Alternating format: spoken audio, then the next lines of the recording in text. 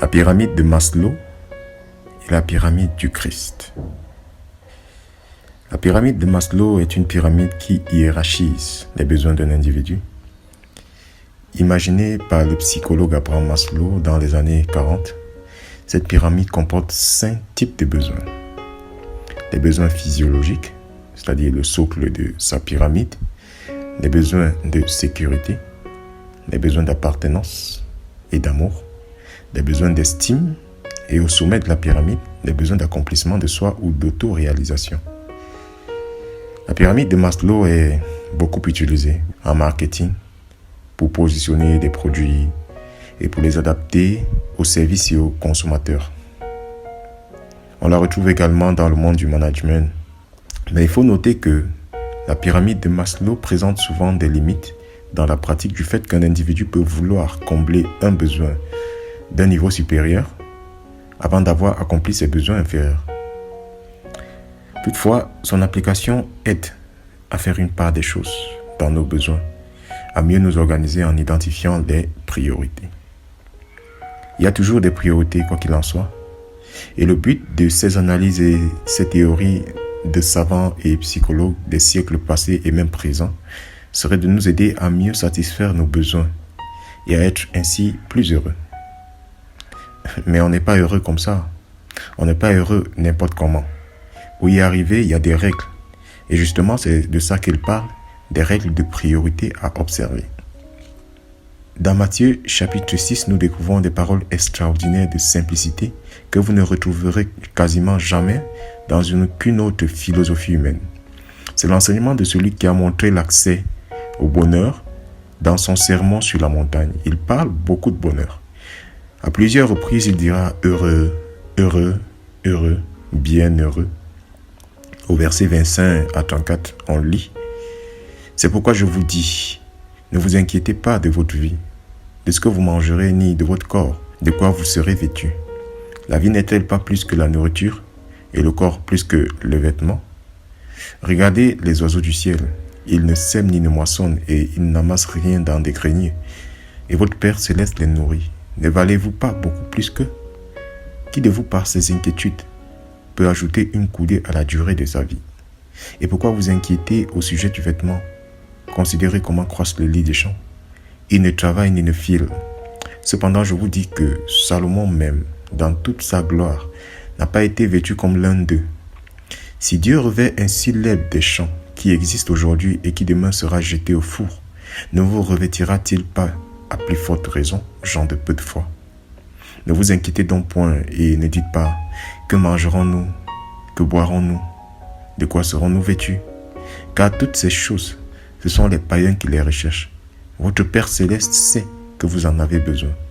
Cherchez premièrement, et voilà la priorité, le royaume et la justice de Dieu, et toutes ces choses vous seront données par-dessus. Ne vous inquiétez donc pas du lendemain, car le lendemain aura soin de lui-même. À chaque jour suffit sa peine. Dans l'une de nos leçons à l'école primaire, j'ai appris ceci.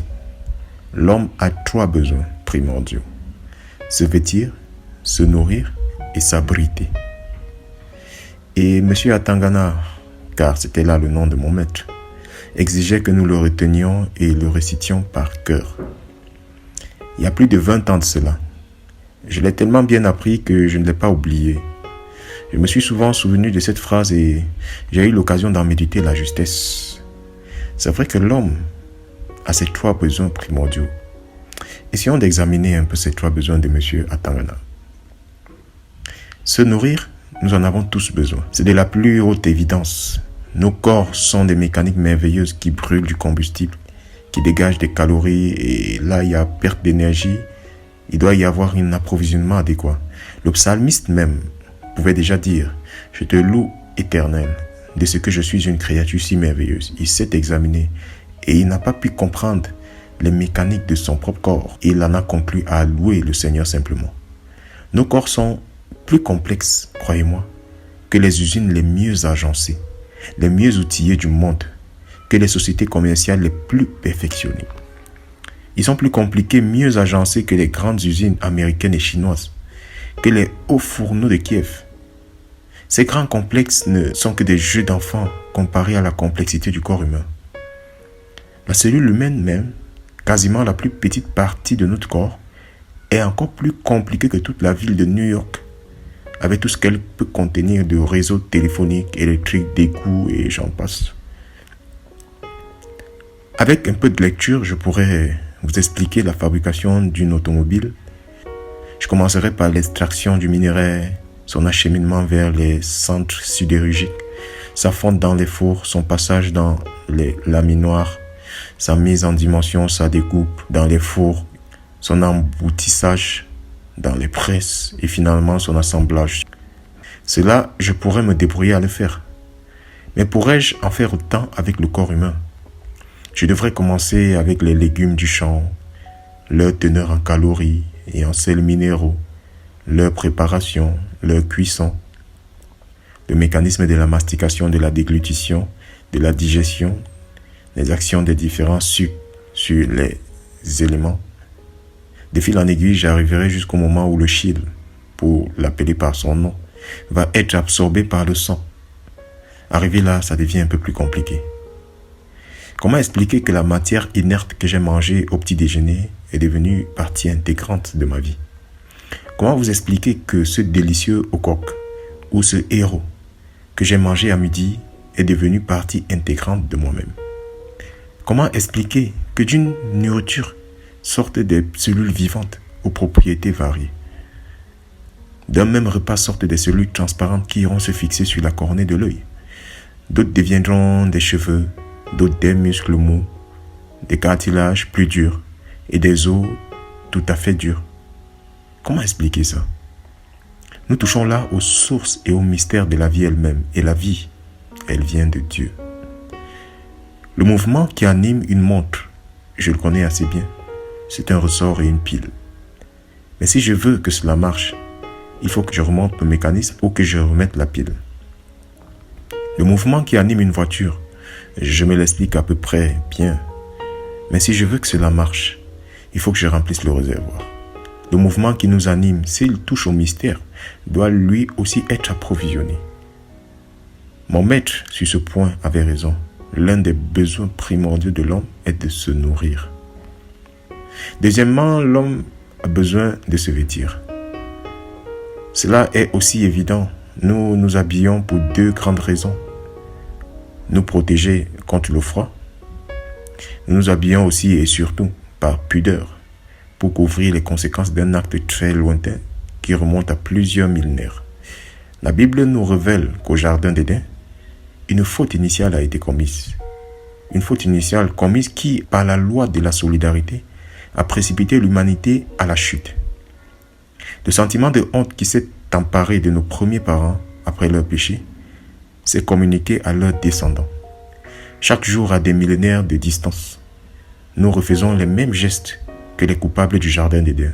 Cela démontre que nous avons hérité de nos premiers parents un virus mortel appelé le péché. Voici ce qu'en dit Romains 5, verset 12.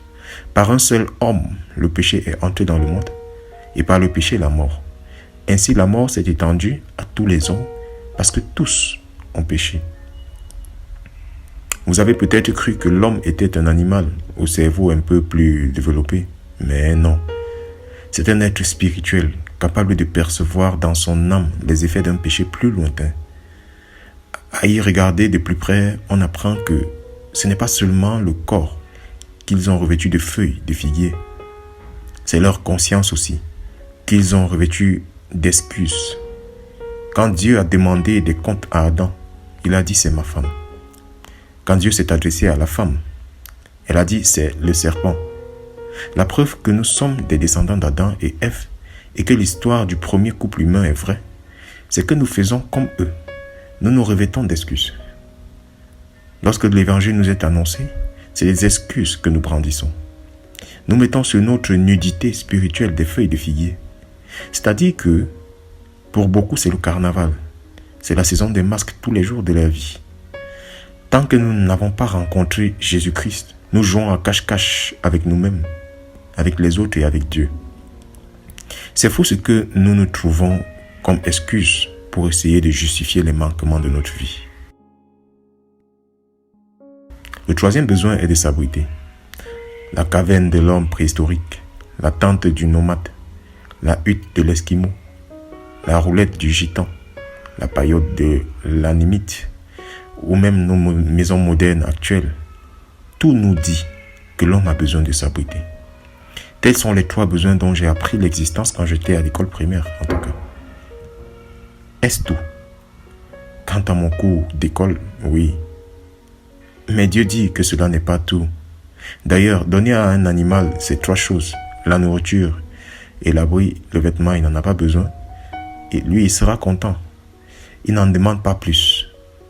Pour le cheval, sa prairie et un abri pour l'hiver lui suffisent. Mais ne donnez que ces 3 choses à l'homme et vous constaterez son insatisfaction, d'où la pyramide de Maslow. Renseignez-vous auprès de ceux qui se sont entourés de tout le bien-être matériel possible. Ils vous diront qu'ils se sentent comme reclus, exilés, au milieu de leur bien-être. L'homme n'est pas que matière. Si l'homme n'était que matière, la matière devrait le satisfaire. Vous en conviendrez avec moi que l'homme ne peut pas n'être que matière. Mais l'homme n'est pas simplement qu'un corps. Il a aussi une âme et un esprit. Son être intérieur fait entendre sa voix et lui donne la nostalgie de quelque chose de plus élevé, de quelque chose dont il a le sentiment qu'il a perdu. Il y a un goût d'infini dans notre âme. Nos aspirations restent inassouvies jusqu'à ce que l'infini d'une personne divine vienne remplir le vide qu'il y a en nous. Vous et moi, nous avons été créés à l'image de Dieu. Cette image, c'est que ce Dieu a aussi un corps et un esprit. C'est dans ce sens aussi que nous sommes créés à l'image de Dieu. Avec notre corps à nous, nous prenons conscience du monde matériel qui nous entoure. Avec notre esprit, nous prenons conscience des choses spirituelles et de Dieu. Avec notre âme, nous nous mouvons avec nos sentiments à la fois dans les choses matérielles et dans les choses spirituelles. C'est ainsi que l'âme de l'homme peut jouir des choses matérielles et des choses spirituelles. La Bible nous le dit. Jésus nous a raconté l'histoire d'un homme qui avait amassé de grands biens. Dans Luc 12, des versets 16 à 21, nous le lisons. Sa récolte avait été surabondante. Et il s'est dit, je vais abattre mes vieux greniers. Je vais construire des hangars plus grands. Je serrerai ma récolte. Après l'avoir fait, il a dit textuellement ceci. Mon âme, tu as des biens en abondance. Son âme se mouvait dans les choses matérielles. Notre âme peut aussi se mouvoir dans les choses d'en haut. Le psalmiste a dit dans le psaume 103, verset 2, « Mon âme bénit l'Éternel et n'oublie aucun de ses bienfaits. » C'est précisément pour nous faire trouver le vrai bonheur que Jésus-Christ a mis en relief ce côté négligé quand il a dit « Cherchez premièrement le royaume de Dieu et sa justice. » Il n'a pas dit « Cherchez aussi le royaume de Dieu ». Il ne l'a pas présenté comme une chose complémentaire, mais une chose prioritaire. Et c'est là ce que j'ai appelé la pyramide de Jésus-Christ. Nous allons voir l'enseignement de Jésus-Christ à ce propos. Quand il dit « Que servirait-il à un homme de gagner le monde entier s'il faisait la perte de son âme ?» Matthieu 16, verset 26. Voilà la grande valeur du monde, votre âme. Elle vaut plus que tout l'or du monde. Je reprends la parabole que je viens de citer, où le Seigneur nous a raconté l'histoire d'un homme riche mais insensé, qui avait construit de nouveaux greniers pour y serrer ses récoltes et se disant « Mon âme, tu as des biens en abondance. » À peine avait-il fini sa phrase qu'il entendit une voix à son oreille qui lui disait « Insensé, pauvre fou, ce soir ton âme te sera redemandée. » Son âme lui avait été redemandée sans qu'il ait pourvu à son salut éternel. Cela nous montre que celui qui pourvoit à cette vie seulement, sans pouvoir à l'autre, est sage pour un moment, mais insensé pour toujours. Le Seigneur, dans son enseignement dans Luc 16, verset 19, nous fait pénétrer dans la luxueuse demeure d'un homme riche, qui se vêtait de pourpre et de fin lin, et qui chaque jour menait joyeuse et brillante vie. Sa devise était lui-même d'abord, Dieu après, les choses d'en bas pour commencer, le royaume de Dieu plus tard. Il est mort et son âme est descendue dans le séjour des morts. Ce qui nous montre que tout ne finit pas dans le cimetière. Tout ne finit pas avec la mort physique. Maintenant qu'il est dans l'au-delà du désespoir dont il ne sortira jamais, c'est son premier geste qui est significatif. Savez-vous ce qu'il a fait? Quel est son premier geste? Il lève les yeux. Il veut remettre à la première place ce qu'il avait relégué à la dernière. À la lumière de cet enseignement, combien les paroles de Jésus prennent du relief. Cherchez, oui, mais cherchez premièrement. Continuons l'enseignement du Seigneur. Ne vous inquiétez donc pas. Ça, c'est ce qu'il dit. Ne vous inquiétez donc pas. Ces paroles, il les a dites à une époque où il n'y avait pas de sécurité sociale, il n'y avait pas de CNPS, pas de retraite, pas d'assurance maladie, pas de caisse de prévoyance sociale, pas d'allocation familiale. Dans cette époque précaire, il a dit, ne vous inquiétez donc point.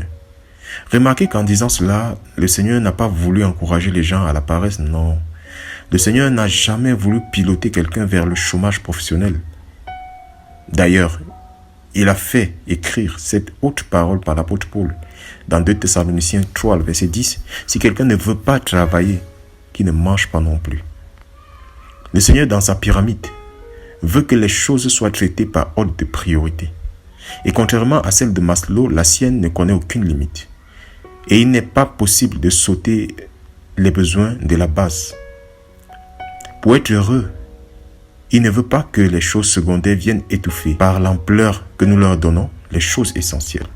L'apôtre Paul, qui avait bien compris la pensée du Seigneur sous la dictée du Saint-Esprit, nous a laissé cette phrase, et là je cite, « Afin que lui, il parlait de Jésus, soit en toutes choses le premier. » Colossiens 1, le verset 18. Voyons maintenant l'enseignement de la pyramide du Seigneur dans sa vie pratique. Le Seigneur ne s'est pas contenté de l'enseigner, mais il l'a démontré dans sa vie. La différence entre Jésus-Christ et tous les autres philosophes du monde est que la vie de Jésus-Christ explique sa doctrine. Souvent, pour les philosophes, leur vie est la négation même de leur doctrine. Mahomet, par exemple, est le premier violateur de ses propres lois, tandis que Jésus-Christ est la démonstration de ses lois. En voici un exemple. Le désir de Dieu était d'envoyer un sauveur dans ce monde, où les hommes ne pouvaient pas se sauver eux-mêmes. Le Fils de Dieu s'est présenté dans ces termes, « Me voici, ô Dieu, pour faire ta volonté. » Vous trouvez cela dans Hébreux 10, vous pouvez lire des versets 7 à 9. Par obéissance à cette volonté, il a quitté le ciel. Et il est venu naître, lui, le roi des rois, non pas dans un palais, mais dans une étable. L'apôtre Paul a pu écrire ceci, « Lui qui était riche, il s'est fait pauvre, afin que par sa pauvreté, nous fussions enrichis. » 2 Corinthiens 8, verset 9. Nous le retrouvons à l'âge de 12 ans, à cet âge où les garçons de son âge jouent au foot et font sauter des pétards. Lui, il était dans le temple de Jérusalem, questionnant les érudits et les étonnant par ses questions. Sa mère, l'ayant retrouvé dans ce lieu au bout de 3 jours, lui a fait le reproche, « Ne t'inquiètes-tu pas que nous te cherchions? Pourquoi as-tu agi de la sorte ?» Et lui, il a répondu, « Ne savez-vous pas qu'il fallait que je m'occupe des choses de mon Père ?» Dieu premier servi dans sa vie à l'âge de 12 ans. Tout dans sa vie était en obéissance à Dieu. Et quand la croix s'est dressée devant lui, la terrible croix des suppliciés, pour que Dieu soit le premier servi, il s'est laissé dépouiller comme le prophète Ésaïe l'a dit dans Ésaïe 53, verset 7. Il a été comme une brebis muette devant ceux qui l'attendent. Il n'a jamais ouvert sa bouche. La valeur de votre âme, mes bien-aimés, mon ami, toi qui m'écoutes, était tellement grande que selon le même prophète, il a dit que Jésus-Christ s'est chargé de nos douleurs. Il a dû s'en charger. Il a été frappé de Dieu. Il était blessé par nos péchés, brisé pour nos iniquités. Le châtiment donc qui nous a donné la paix est tombé sur lui. Parce que l'Éternel a fait retomber sur lui l'iniquité de nous tous. Et comme le salaire du péché, c'est la mort, Romains 6, verset 23, il est mort. Mais non pas pour ses propres péchés, il n'en avait pas. Il ne devait pas mourir, mais il est mort quand même. parce qu'il portait sur lui les péchés de quelqu'un d'autre, les miens et les vôtres. Si vous doutez encore, où sont les véritables valeurs de ce monde? Regardez la croix de Jésus-Christ. Et dites-moi si ce n'est pas là le plus haut prix payé pour la chose la plus chère du monde. La chose la plus chère du monde, c'est vous.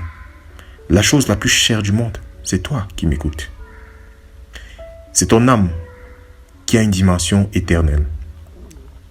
Alors je récapitule. Nous avons vu quels étaient les besoins du corps. Se nourrir, se vêtir, s'abriter.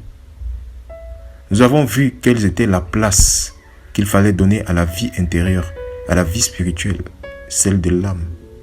La première place. Nous venons de voir ce que Jésus lui-même, dans son amour pour nous, a fait pour notre âme, pour que nous soyons sauvés. Voyons donc maintenant les besoins de l'âme en question. Avec l'âme, l'ordre des 3 besoins est inversé. Votre âme a premièrement besoin de s'abriter. Je vais vous dire pourquoi. Parce que dans le Nouveau Testament, je lis des phrases comme celle-ci, et je dis bien dans le Nouveau Testament. C'est une chose terrible que de tomber entre les mains du Dieu vivant. Hébreux 10, le verset 31. Ou encore, à moi la vengeance, dit le Seigneur, à moi la rétribution. Hébreux 10, le verset 30. Lorsqu'il parlait aux Athéniens, l'apôtre Paul a dit que Dieu a fixé un jour dans lequel il va juger le monde, d'après sa justice par l'homme qu'il s'est choisi, ce dont il a donné une preuve certaine en le ressuscitant des morts. C'est-à-dire qu'il y a un jour fixé pour le jugement. Vous pouvez le lire dans Acte 17, verset 30 et 31. Oui, il y a un jour que Dieu a fixé pour le jugement. Notre âme a besoin d'un abri devant ce jugement, parce que nous ne pouvons y faire face, sinon dans la condamnation et l'irréversible perdition éternelle. Il y a bien des années de cela, lorsque j'étais encore plus jeune, il m'arrivait parfois pour gagner un peu d'argent de poche, de faire le mototaxi. Et un jour que je pointais ma journée, une grande tornade menaçait. Il était encore tôt. Et n'ayant pas encore assez travaillé jusqu'à cette heure-là, je me dis à moi-même qu'il fallait que je profite encore de ces quelques minutes avant que cet orage ne frappe et ne tombe, effectivement. Que j'aurais du temps de me mettre à l'abri avant qu'elle ne tombe. Seulement, je me rendis très vite compte que mon plan, bien que semblant très bien ficelé, qu'il ne tiendrait pas. Alors pour éviter de me mouiller, pour me mettre à l'abri à temps, j'enfourchais ma moto et j'accélérais comme jamais je l'avais fait auparavant. Vous auriez mis Tom Cruise derrière moi qui ne m'aurait pas suivi. Je n'avais qu'un but devant cet orage qui allait éclater, me mettre à l'abri. Or, si un coup de tonnerre peut me faire frémir ainsi, que serait-ce au jour où celui auquel nous aurons affaire aura une voix comme celle des grandes eaux? Il est dit dans le psaume 42, les versets 7 et 93, le verset 4.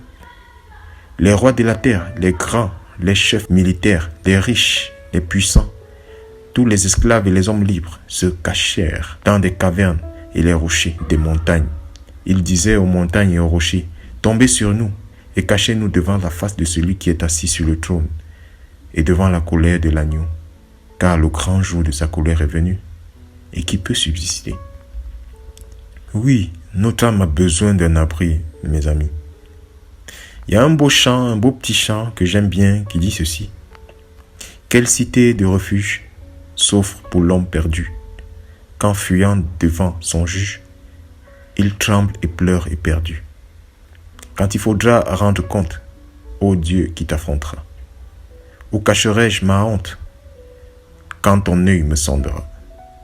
Si tu veux fuir ma colère, et là c'est la réponse de Dieu. Si tu veux fuir ma colère, cache-toi dans mon amour. Approche-toi du calvaire et ne crains plus le grand jour. L'abri, mes amis, c'est la croix. La croix du calvaire, c'est le paratonnerre divin. Vous savez que le paratonnerre a cette propriété d'attirer la foudre. Et quand la foudre est tombée, vous êtes à l'abri. Toutes les foudres de la justice de Dieu ont frappé de plein fouet celui qui était cloué à la croix, à tel point qu'il a poussé des cris des damnés. Mon Dieu, pourquoi m'as-tu abandonné? Tous les perdus vont crier cela en enfer. Il l'a crié pour que vous ne le criez jamais. Pour qu'en venant à lui, vous trouveriez l'abri éternel, la paix et la certitude du salut. Oui, votre âme a besoin d'un abri. Et au monde, il n'y en a qu'un seul, le Christ de la croix. Votre âme a également besoin de se vêtir. L'apôtre Paul, dans une de ses épîtres, nous a dit en parlant de ce jour-là, afin que vous soyez trouvés vêtus et non pas nus. 2 Corinthiens 5, verset 3. Et de quoi votre âme est-elle revêtue en vue de vous présenter devant Dieu? Quand on se présente devant son public, on s'habille au mieux. Si vous étiez invité par le président de la République, vous vous habillerez certainement encore mieux, car une certaine tenue est exigée. Quand vous allez vous présenter devant Dieu, de quoi allez-vous être revêtu? Certains me répondent, moi je serai revêtu de ce qu'a été ma vie, je serai revêtu de mes bonnes œuvres, de ce que j'ai fait de mieux, revêtu de mes efforts, de ma générosité, de mes semences, de mes offrandes, de ma gentillesse, de mon nombre de prières, de mon temps de prière, de ce que j'ai fait monter au ciel dans mes prières à Dieu, de ma religion, de la religion à laquelle j'appartenais, des sacrements. J'ai respecté tous les sacrements. En un mot, commençant de ce que j'ai fait de mieux de ma vie. Savez-vous ce que dit Dieu de nos bonnes œuvres? Je m'empresse de dire qu'une bonne œuvre n'est pas mauvaise en soi. Mais est-ce que c'est cela qui nous sauve? Écoutez comment Dieu voit ces choses-là.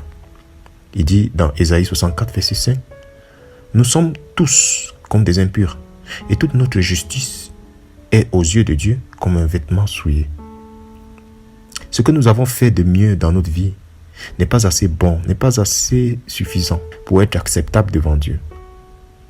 Un jour, j'ai écouté une histoire que quelqu'un racontait à un de ses amis, lui disant qu'il avait vu des forçats, des prisonniers soumis au travail forcé, vêtus de leur costume cardé. Si vous voyez, souvent dans des films, on les voit en orange. Bref, ils ont une tenue particulière. Et il a dit cette phrase que je n'ai jamais oubliée. Avec un vêtement pareil, on ne va nulle part sinon en prison.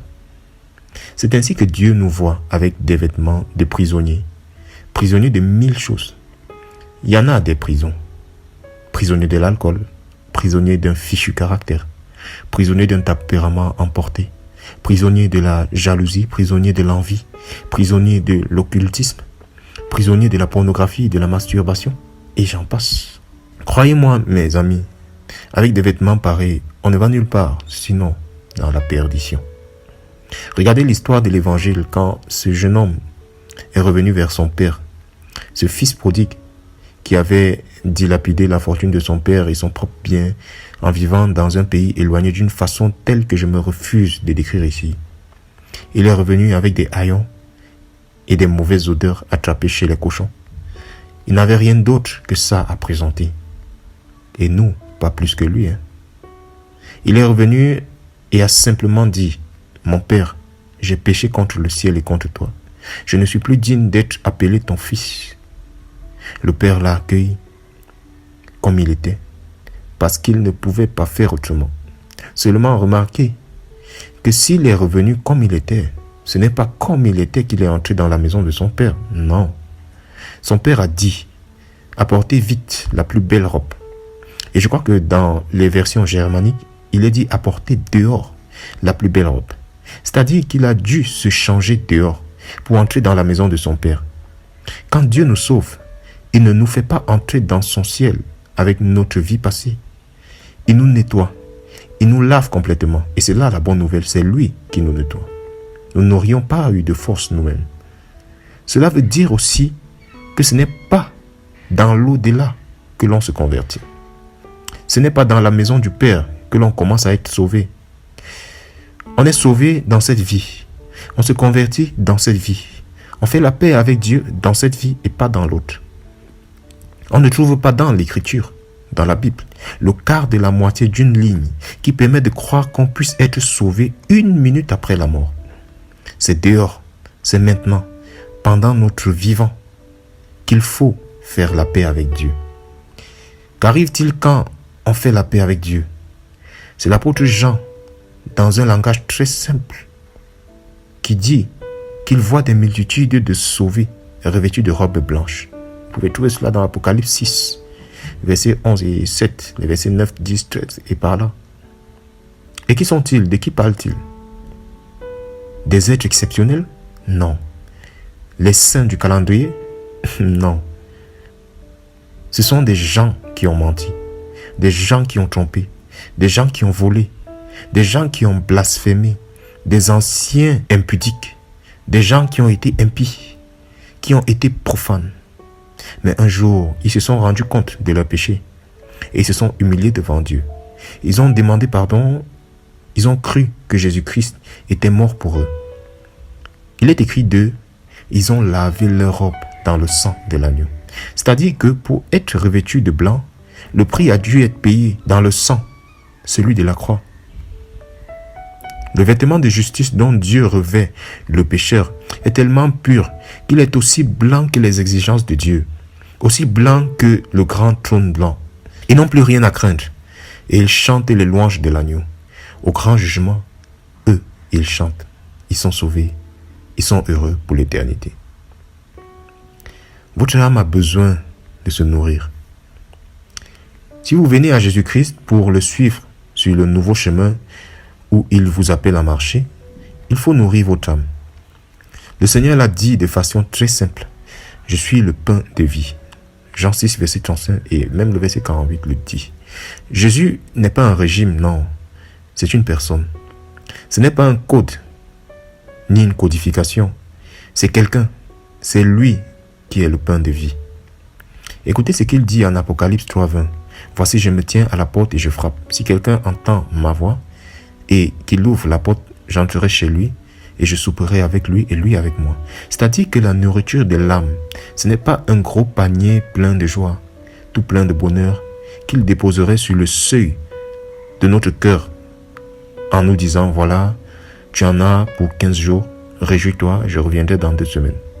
Et je te redonnerai un peu de joie, de bonheur et de satisfaction. Pas du tout. Le bonheur, c'est Jésus-Christ lui-même. Si vous ne l'avez pas compris, laissez-moi vous l'expliquer mieux. Voyez cette jeune fille, fiancée à un charmant garçon. Sa joie et son bonheur ne sont pas dans les choses qui appartiennent à son fiancé. Mais c'est son fiancé lui-même qui fait sa joie. Je ne vois pas son fiancé venir la voir discrètement le dimanche après-midi et sur le seuil de la maison déposer ses lunettes, sa paire de gants, son mouchoir de poche, sa photo et un petit mot disant « Ma chérie, je t'aime. Regarde, voici mes lunettes, mon mouchoir, mon passeport. Amuse-toi bien avec tout cela. Je reviendrai dans 15 jours. » Il est possible que la fiancée aime la paire de lunettes de son fiancé, s'il l'emporte. Qu'elle aime également son mouchoir ou sa photo. Même le petit mot écrit de sa main peut lui produire de la joie dans le cœur. Mais ce qu'elle aime et veut, c'est lui. Jésus ne vient pas nous apporter des choses. Quel petit sauveur il serait. Quel misérable salut ce serait. Il est lui-même l'ami de notre âme. Est-ce que l'apôtre Paul ne présente pas les rachetés comme la fiancée de Christ? C'est ce qui est écrit en toutes lettres dans 2 Corinthiens 11, verset 2. C'est lui que nous voulons et c'est lui qui nous apporte le bonheur. Il est lui-même le ciel. C'est le ciel en sa personne qu'il met dans votre âme lorsque vous l'invitez dans votre cœur. Ainsi, je récapitule. Les besoins primordiaux sont vous nourrir, la nourriture de votre âme et la personne de Jésus. Vous vêtir, le vêtement dont votre âme a besoin est la justice de Jésus-Christ. Vous abriter, l'abri de votre âme est la croix de Jésus-Christ. Voulez-vous y venir au pied de la croix? Cette expression est bien sûr une figure de rhétorique, mais elle veut bien dire ce qu'elle dit. Tu peux y venir en disant dans la foulée de ce petit partage que j'ai eu avec toi, « Seigneur, je veux trouver cet abri. Tu seras mon paratonnerre. J'ai mérité le jugement de Dieu, mais je crois que par amour pour moi, tu as pris ce jugement. Tu l'as tellement pris que jamais il ne m'atteindra. Alors je viens là où il ne peut plus m'atteindre, là où il t'a atteint toi, au pied de cette croix où tu m'as tant aimé, là où tu as tant souffert. Seigneur, je viens et je te demande pardon. Je viens et je crois en toi. J'y viens et je me donne à toi. Voilà, mon ami, j'ai terminé. Il y a une petite phrase bien connue qui a le mérite d'être vraie. C'est à la croix que le chemin commence. Et Jésus-Christ l'a dit lui-même. Si quelqu'un veut venir après moi, qu'il se charge de sa croix et qu'il me suive. C'est pourquoi je vous ai d'abord invité au rendez-vous de la croix. D'abord l'abri, viendront ensuite le vêtement et la nourriture. Mais premièrement, selon le mot du début, faites la paix avec Dieu. C'est au pied de cette croix qu'on la trouve. Venez-y et que Dieu vous bénisse.